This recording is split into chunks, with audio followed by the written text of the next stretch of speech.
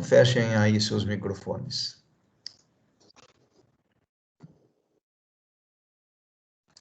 Ok, vamos então retornar aqui para mais uma disciplina, História da Igreja, e a quantidade de conteúdos dessa matéria é grande aí no volume de vocês, por isso nós estamos dividindo em mais aulas. Esta aula, na verdade, é a aula 3B, continuando falando sobre a reforma da Igreja, e o tema 1 é reações pós-reforma, é o que nós vamos ver hoje, tá? Então, dentre dessas reações, nós temos a reação de Roma, principalmente, né?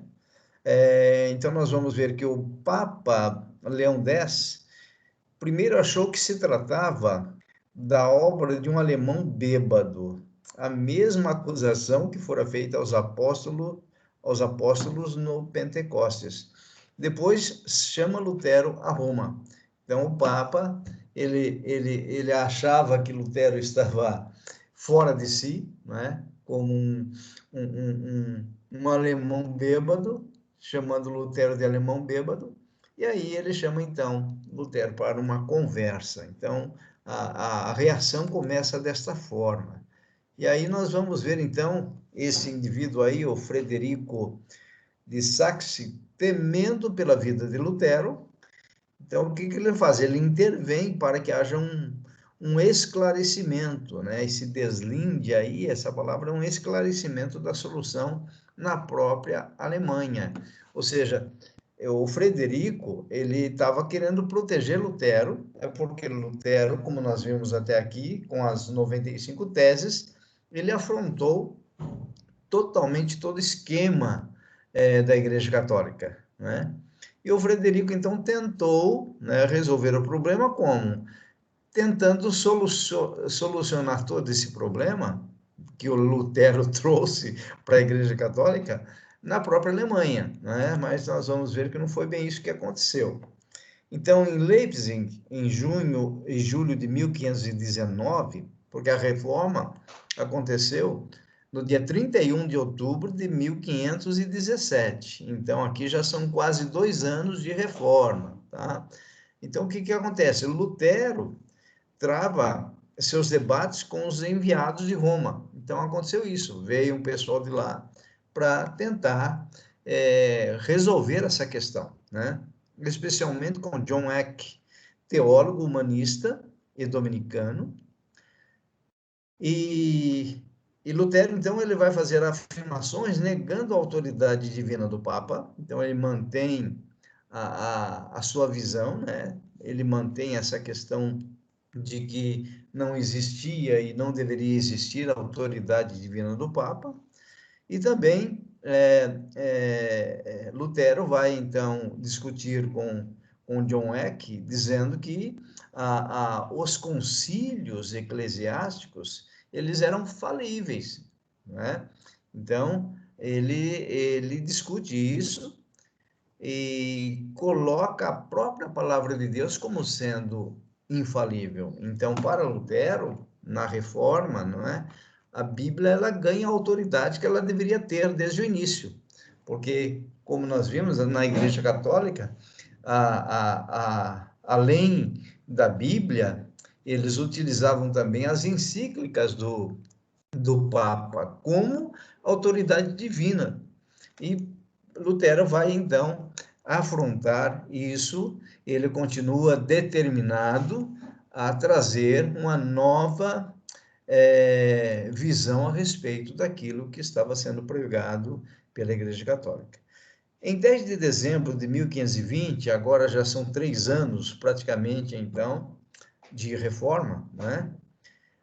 Felipe de Melanchthon, professor de grego e fiel defensor de Lutero, anuncia a queima dos livros dos decretos papais e os documentos dos teólogos escolásticos, como resposta à ordem da queima de livros de Lutero. Então, o que acontece? A pós-reforma é marcada por essas intrigas, não é? Enquanto que a Igreja Católica manda queimar os livros de Lutero, Felipe Melanchthon apoiando, sendo um grande defensor de Lutero, um grande apoiador de Lutero, ele, então, vai retalhar, né? E anuncia a queima dos livros, dos decretos papais e dos documentos dos teólogos da época. Tá? Então, os teólogos da época eram teólogos moldados pelo catolicismo romano. Então, aí há essa questão dessa luta, né? E dessa briga pelos livros de Lutero, por aquilo que Lutero já tinha escrito, e então Filipe de Melanchthon vai dar esse apoio para Lutero. Então, nós encontramos também a Dieta Imperial em Worms. O que significa isso? Essa Dieta Imperial, na verdade, foi uma assembleia do Sacro Império Romano Germânico realizada em Worms, em janeiro de 1521. Então, já são o quê? 4 anos, ou melhor, quase 4 anos, né? Entrando no 4º ano de reforma, quando o Papa publica a sentença final de excomunhão de Lutero. Então não teve jeito, Lutero não pôde ficar na Igreja Católica, né? Então houve uma assembleia e nessa assembleia, então, o Papa publica essa sentença de excomunhão. E o imperador Carlos V, que sempre apoiou Lutero, sofre grande pressão do Papa para condenar Lutero à morte. Então vejam o que Lutero passou, o sofrimento que foi por causa dessa resistência às heresias da Igreja Católica. Ele afrontou duramente a Igreja Católica com as suas 95 teses, e então essa assembleia ela ocorreu, né, em janeiro de 1521, e o Papa então decide por excomungar Lutero. Então, Lutero foi afastado, ele foi excomungado da Igreja Católica. Então, até então, Lutero era o quê? Era um padre católico, e ele deixa de ser, então, um membro do clero católico, tá? E acontece esse afastamento dele, o que não era surpresa para ninguém. Ainda que haja, veja só o que Lutero vai dizer agora. Essa frase, esse texto é dele.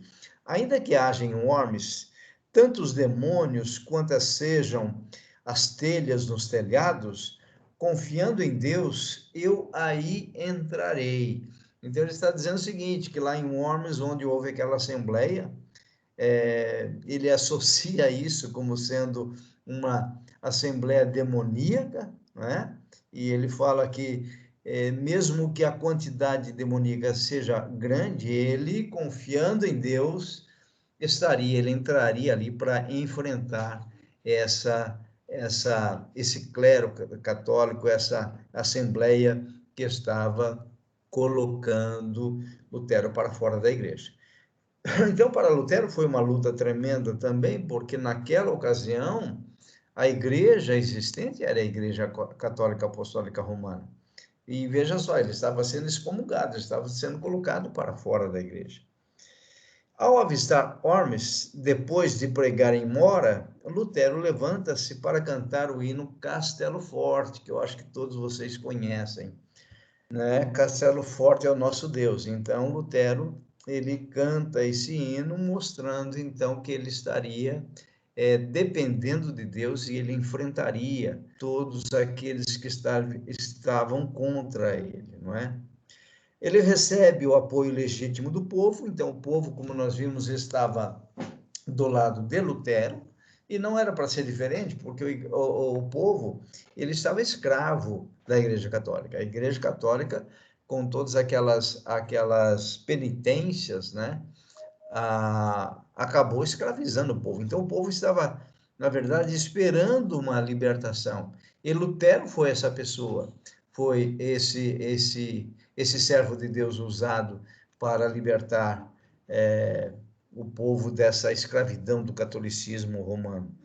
Então, o general Graudesburg o reconforta, né? Ele vai confortar Lutero à porta do salão onde se reunia a Assembleia, né? Para aquela Inquisição, para colocar realmente a Lutero para fora.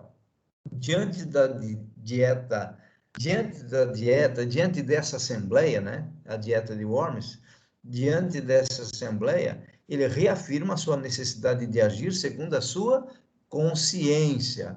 Qual era a consciência de Lutero?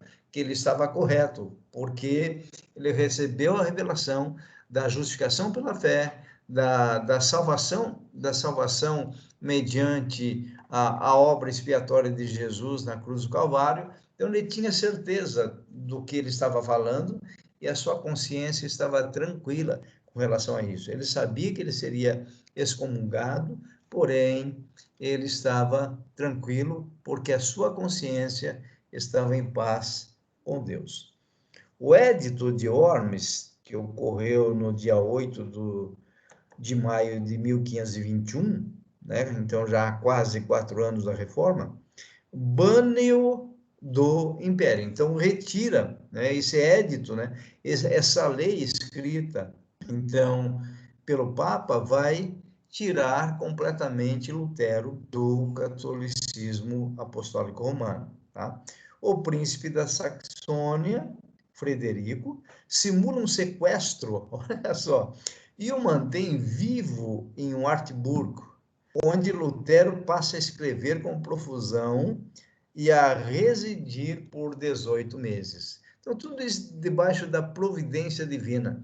Deus conservando, então, Lutero, porque Lutero era muito importante naquele momento de reforma, de pós-reforma, de reações que o clero da Igreja Católica estava se levantando contra a reforma. Então, Deus o preserva dessa forma, né? Mantendo intacto. Então, o que nós vamos observar? Que nesse período, Lutero foi muito usado para escrever livros, né? Para escrever livros. Veja só, ele traduziu o Novo Testamento em 3 meses para o alemão. E depois ele traduziu toda a Bíblia. Portanto, ele estava realmente convicto e empenhado de passar o texto bíblico, de poder proporcionar a leitura da Bíblia por toda a Europa naquela ocasião.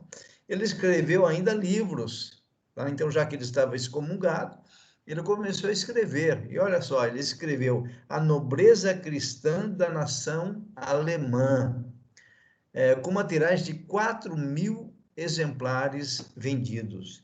Ele escreveu também Cativeiro Babilônico da Igreja, né, que o povo, ele vai dizer nessa obra que o povo estava cativo à Igreja Católica da mesma forma que o povo hebreu se tornou cativo de Nabucodonosor lá na Babilônia em 586 a.C. Então, o cativeiro babilônico da igreja, de qual igreja? Da Igreja Católica, dos membros da igreja. Ele escreve também sobre a liberdade cristã, exatamente porque havia opressão, e aí ele vai escrever essa obra dele sobre a liberdade cristã, e o tratado sobre o abuso das missas. É aquilo que eu disse para vocês, né? Quando alguém estuda a história da igreja, ele não vai permanecer no catolicismo apostólico romano. Não tem como você ter comunhão com uma igreja herética, com uma igreja que escravizava o povo, com uma igreja que dominava o povo através do clero, através do papado, e então quem conhece isso não permanece na Igreja Católica. Então, a Igreja Católica realmente ela pisou na bola e continua pisando, né? A Igreja Católica ela é um entrave terrível que acontece e as pessoas são dominadas por isso, porque principalmente no Brasil, né, que nós sabemos 60% da população ainda é católica apostólica romana. Por que esse povo continua sendo católico apostólico romano? Porque é um povo que não estuda, é um povo dominado pela ignorância. Aliás, o ambiente de operação e de atuação de Satanás é o ambiente da ignorância. Quanto mais ignorante for a pessoa, mais domínio Satanás tem sobre essas pessoas, né? Paulo escrevendo aos Colossenses, ele vai falar um pouquinho sobre isso, porque a igreja de Colossos, eles estavam sendo dominados pela filosofia greco-romana da época, né? E aí Paulo começa, então, a escrever a sua carta aos Colossenses, dizendo que Deus nos tirou do império das trevas e nos transportou para o reino do Filho da sua luz. Esse império das trevas que Paulo quer dizer, escreveu ali, né, para a igreja de Colossos, é exatamente o império da ignorância, do desconhecimento. Então, como o povo desconhecia o verdadeiro evangelho, eles eram dominados pela filosofia da época. Se bem que a filosofia ela era muito convincente, porque a filosofia ela usa a lógica como um meio de dominar a mente das pessoas. Então, a filosofia ela é apaixonante, porém, se você não conhece a palavra, a filosofia, o mundo das ideias de Platão, lá de 350 anos antes de Cristo, Platão dominava com sua filosofia, mostrando que tudo se cria no mundo das ideias. Então, qualquer coisa que nós temos no mundo material, por exemplo, uma cadeira, antes de ser cadeira, essa cadeira foi criada na mente de alguém. Então, o mundo das ideias. Então, no mundo das ideias, você tem o espírito, que é perfeito, e no mundo material, nós temos o quê? A matéria, que é imperfeita. Então, com essa ideia de Platão, por exemplo, muitos membros da igreja de Colossos começaram a ter dúvidas a respeito da divindade de Cristo. Porque, pensa bem, se o espírito é perfeito e a matéria é imperfeita, a matéria é má, como que Deus pode encarnar-se num ser humano? Então, tudo isso aconteceu na época e Paulo, então, precisou escrever a sua carta aos Colossenses. Tanto é que ali no capítulo 1 e no capítulo 2, ele vai falar sobre a suficiência de Cristo e sobre a divindade de Cristo. Então, ele chega ao ponto de dizer que em Cristo habita corporalmente toda a plenitude divina, para quebrar essa dualidade da filosofia platônica, ou neoplatônico naquela ocasião, dizendo então que o mundo espiritual, o espírito é bom e a matéria é má. Então, com a divindade de Cristo, Paulo quebra esses pensamentos. Então, Lutero, aqui em 1517, 1520, 1521, ele está escrevendo muito conteúdo para desmistificar todos os ensinos da Igreja Católica que escravizava o povo, porque essa é a intenção de Satanás. Então, repito para vocês, quanto menos conhecimento o ser humano tiver, mais domínio do reino das trevas. Tá? Não tenha dúvida com relação a isso. Um povo que não tem uma boa formação, um povo que não tem cultura, um povo que não tem educação, é um povo facilmente dominado. E, infelizmente, isso tem acontecido muito forte no Brasil. É um povo ignorante.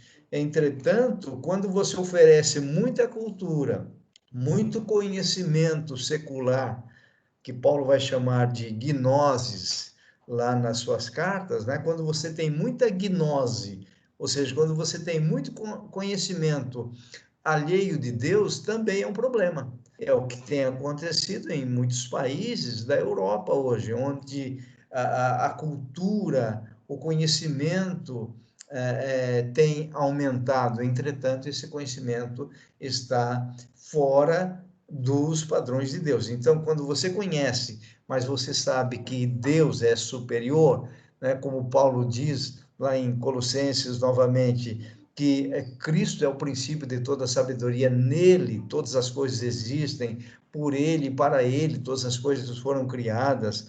Ou seja, Paulo vai dizer o seguinte: a filosofia em si não é má, mas Jesus é superior à filosofia. Ele é autossuficiente para salvar o homem. Então, é necessário o conhecimento para nós não sermos escravos. Muito bem, então terminamos o tema 1 da aula 3B e vamos para o intervalo e voltaremos depois com o tema 2.